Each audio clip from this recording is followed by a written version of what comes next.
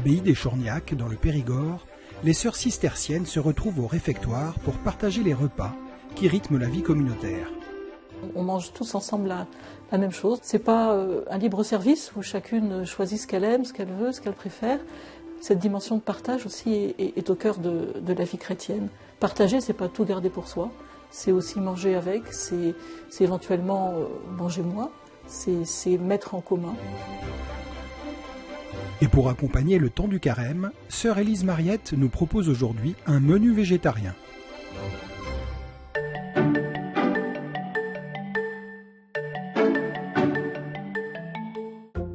Bonjour et bienvenue dans les cuisines de l'abbaye des Chourgnacs. Je suis sœur Élise Mariette. Nous sommes encore dans le temps du carême. Nous allons entrer dans la semaine sainte. Donc je vous propose 3 recettes végétariennes, une omelette au four, un curry de légumes et un gâteau de chocolat aux courgettes. Nous allons commencer par la recette du gâteau parce que c'est la plus longue à cuire. Pour ça, nous avons besoin de quelques noix, de farine, du sucre, une huile végétale neutre, du cacao non sucré, du bicarbonate, un peu de sel et des courgettes bien sûr. Première étape de cette recette, il faut peler les courgettes et les râper finement.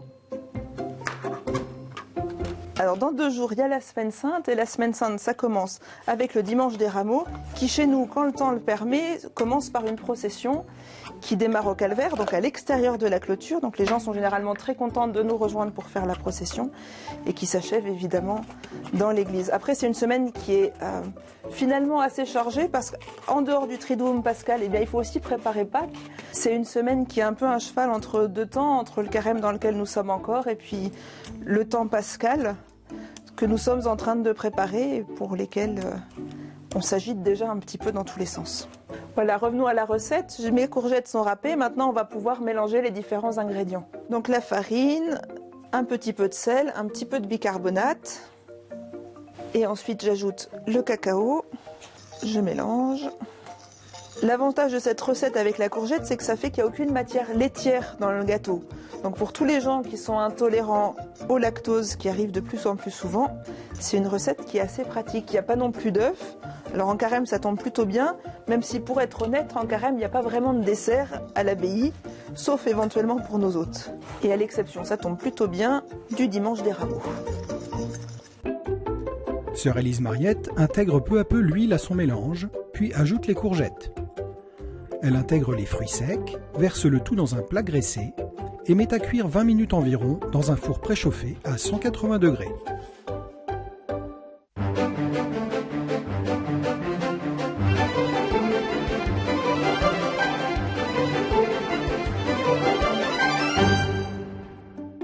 La deuxième recette, c'est le curry de légumes.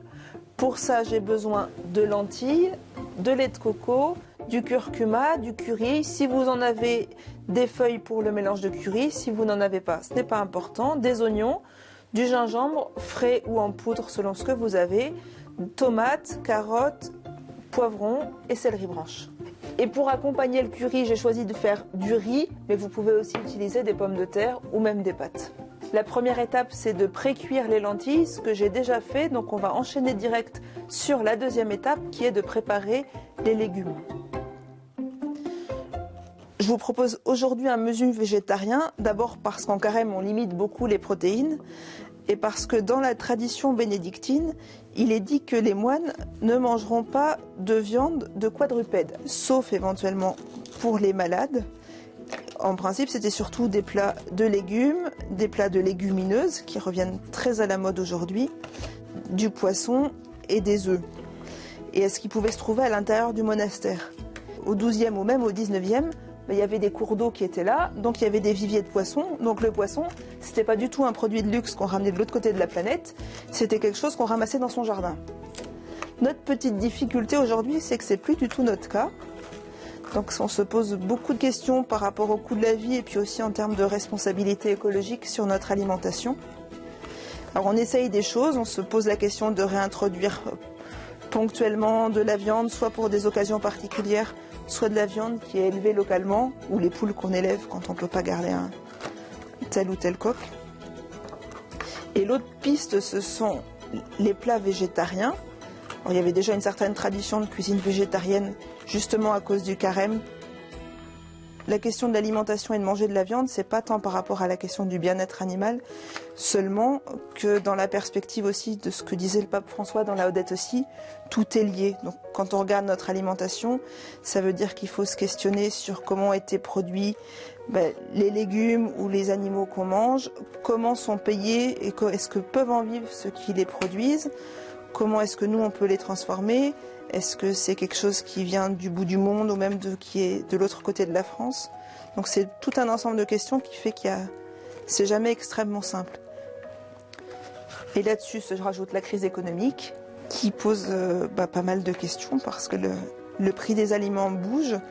Et nous, dans notre communauté, ce qu'on avait la tradition de manger parce que c'était des aliments qu'un peu tout le monde pouvait avoir, un paysan, un ouvrier, etc. Aujourd'hui, ça se trouve être des aliments que beaucoup de personnes qui ont des revenus simples peuvent plus se permettre d'acheter. Donc ça nous questionne énormément. On n'a pas de réponse toute faite, mais on a beaucoup de questionnements par rapport à ça. Tous les légumes étant bien coupés, sœur Élise Mariette les fait cuire.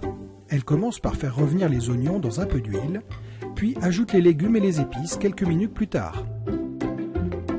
Une fois bien mélangés, elle verse les lentilles et le lait de coco et laisse mijoter à feu doux pendant 20 à 30 minutes.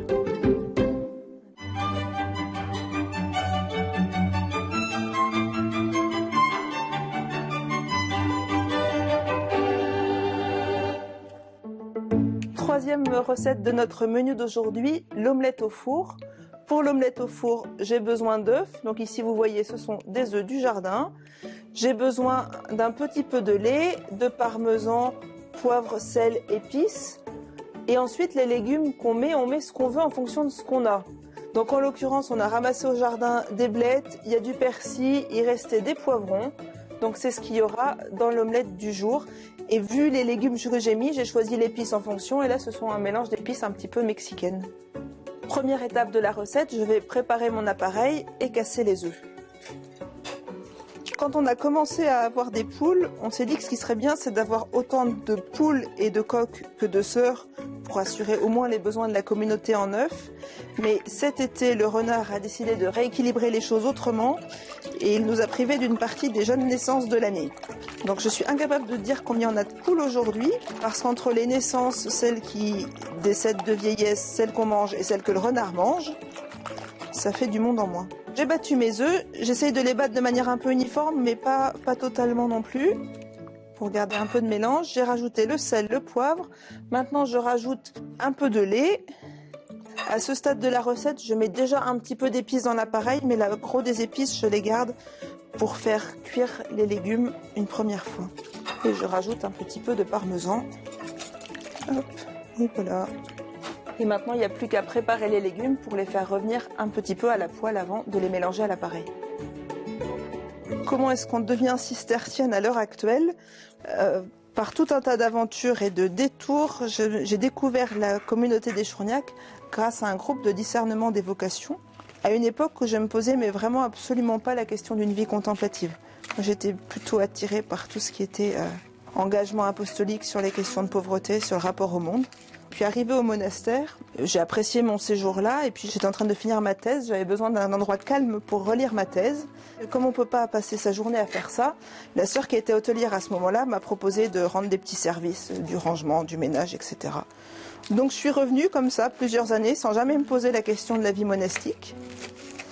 Et puis voilà, un jour j'ai compris que c'était là. Et que c'était pas étonnant que je trouve pas ailleurs la réponse à ce que je cherchais, parce que je cherchais mal.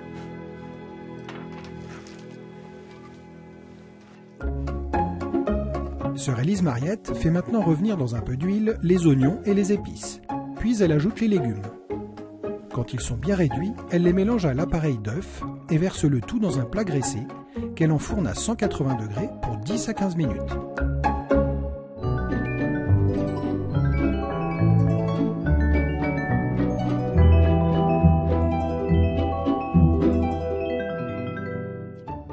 Voilà, notre émission est terminée. Donc je vous rappelle nos 3 recettes.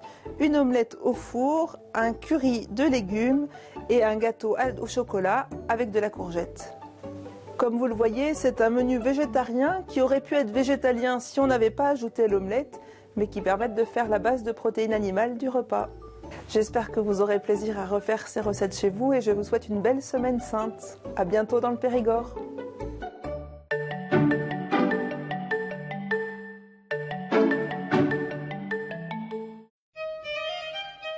Commençons par le curry de légumes aux lentilles qui nécessite 400 g de lentilles, 1 ou 2 oignons, du curry, du curcuma et du gingembre, frais, hachés ou en poudre, une belle carotte en lamelles, une branche de céleri ciselé, 2 tomates en dés et 40 centilitres de lait de coco.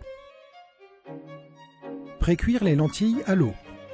Dans une poêle, faire revenir les oignons avec le curry, le curcuma, le gingembre, les carottes en lamelles, le céleri ciselé et les dés de tomates. Ajoutez les lentilles et le lait de coco. Laissez mijoter à feu doux 20 à 30 minutes. Passons à l'omelette au four pour laquelle vous aurez besoin de 6 œufs entiers, 500 g de légumes libres, blettes, poivrons, asperges, tomates, etc. 3 cuillères à soupe de lait, 3 cuillères à soupe de parmesan, de l'huile d'olive, du persil, de la ciboulette et des épices selon vos goûts. Faire revenir les légumes coupés en morceaux dans un peu d'huile, ajouter les épices et un peu d'eau si besoin. Dans un saladier, fouettez un peu les œufs avec le reste d'épices, le sel et le poivre, le lait et le fromage. Ajoutez les légumes cuits. Versez le tout dans un plat graissé. Enfournez dans un four préchauffé à 180 degrés pendant 10 à 15 minutes, le temps que l'omelette soit bien dorée.